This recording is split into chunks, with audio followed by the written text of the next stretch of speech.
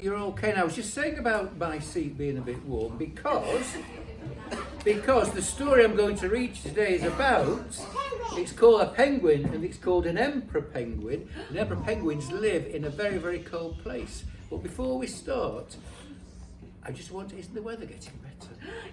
Aren't we happy with that? And yesterday I had a very nice day because I don't work on a Wednesday. I had a very nice day and I took my grandson Ralph around where I live because I was allowed to see him yesterday. I haven't seen him for a long time. We had a really lovely day and we went past all the little gardens and everything, and I could see snowdrops. They're the white ones, aren't they? I could see primulas, which you see are lovely coloured plants, and look a bit like a lettuce with a nice flower in it, I always think.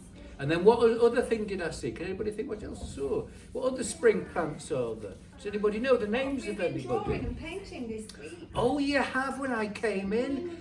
Yes, well, what is it? Yes, what's your name?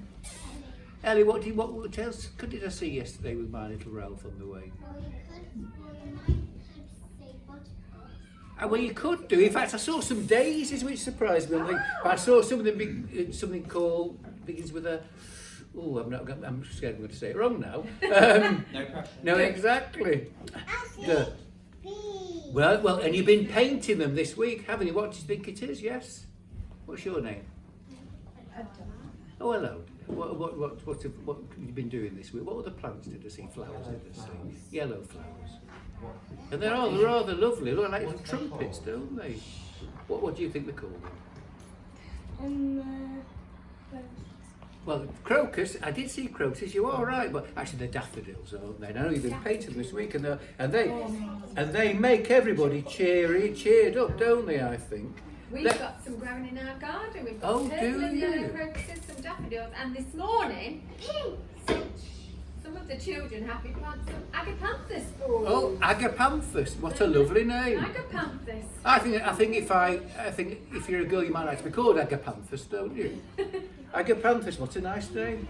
Right, let's read my story, and this is going back to when I used to come in here just a few weeks ago, and it was always very, very cold down here. So it reminded me of when I came down here. So listen to this. Who's sat up the list? Who's a good listener? Oh, I should have brought my special stickers for good listeners. Wouldn't have many left, would I? Down at the very bottom of the world, there's a huge island that's almost completely covered in snow and ice. It's called Antarctica. And it's the coldest, windiest place on Earth. And it's just there. This is an island, isn't it? The weather's bad enough there in summer, but in winter it's really horrible. It's hard to imagine anything actually living there. But wait, what's that shape over there? It can't be. Yes, it is. It's a penguin. It's not just any old penguin either. It's a male emperor penguin, the biggest penguin in the world. Emperor's like another word for a king or someone very important. And he's doing a very important job, would you agree with me? He's looking after his egg. He didn't lay the egg himself, of course. His mate did that a few weeks ago, but very soon afterwards she turned around and waddled off to the sea. And that's where female emperor penguins spend most of the winter, swimming about, getting as fat as they can, eating as much as they can, and generally having a very nice time, as far as you can tell. So what does that mean then? It means that the man emperor penguin's doing, what's he doing then? What do you think he's doing? What's your name?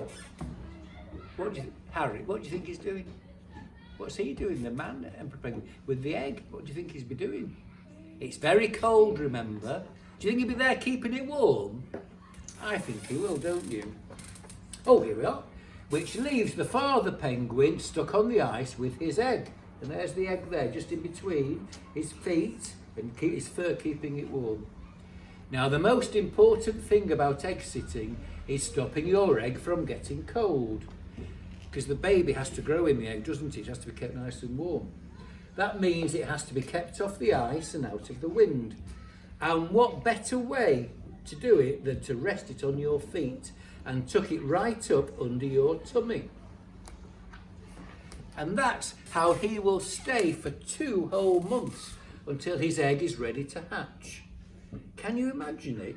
Standing around in the freezing cold with an egg on your feet for two whole months.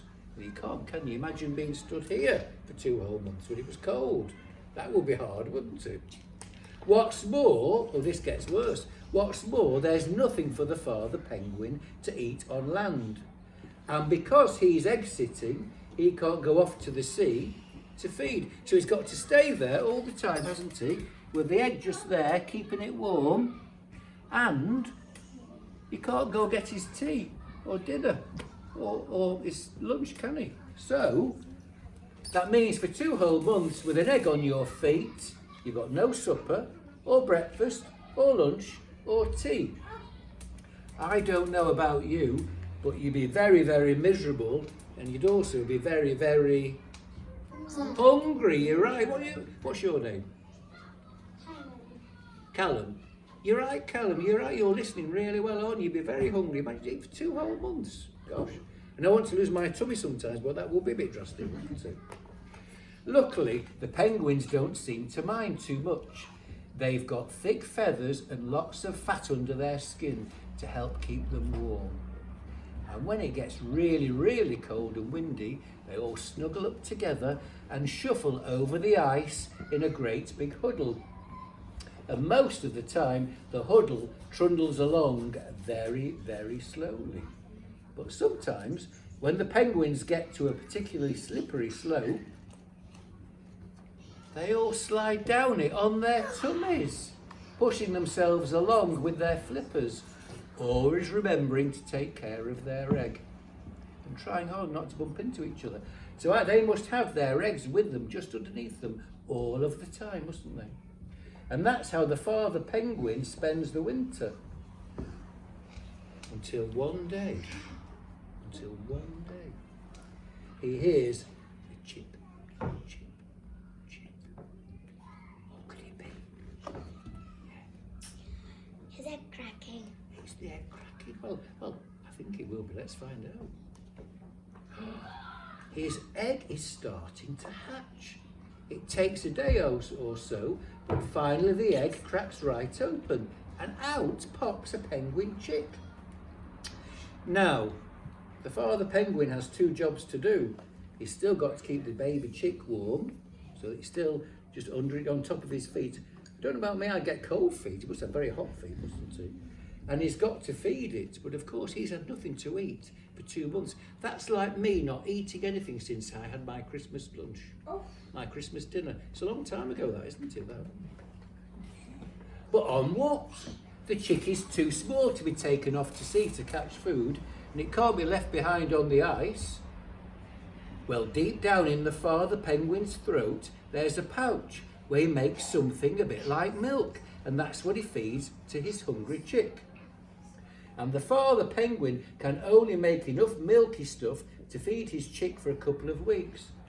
But just as he's about to run out, a dot appears on the horizon. It gets closer and closer. And what do you think it is? What could it be? What happened in the story before? What do you think it could be? Yes, my friend, what could it be? It was her and penguin. Well, could it be the mum penguin? No, it was it's like this, and it was a really tiny penguin. Well, I think, do you remember what we said before about how the dad is left there, isn't he, with the egg, and then the mum goes off in the sea swimming and eating for 2 months? Yeah. Well, I have a feeling it's getting really nice and fat. Well, I have a nice feeling something's going to happen. I think she's come to his rescue, really. I want to read another doorway and they will pick it. It gets closer and closer, and yes, it's Mum. She starts trumpeting, hello, and the father penguin starts trumpeting, hello. I bet he says, I'm pleased to see you. And the chick whistles. The racket goes on for hours, and it really does sound as if they're really pleased to see each other. And then look, so the mum's come to meet her baby chick for the first time, hasn't she? There it is. As soon as things have calmed down, the mother penguin is sick, right into her chick's mouth. Yuck! You may think, yum, thinks the chick, and it gobbles down the lot. It's the mother's turn now to look after the chick now, while the father sets off to sea for a well-earned meal of his own. And about time too. I bet he was really, really hungry, don't you? Because you would be after 2 months, wouldn't you? So imagine. So, isn't it interesting how different creatures lead their lives, isn't it? It's interesting how different creatures lead their lives. So, isn't it fascinating that? You know, when my children were little, but they're grown up now, I used to love taking them to a certain place where we used to look at penguins. Anybody think where you can see penguins? It probably hasn't been open very much since you've been alive, has it? I know.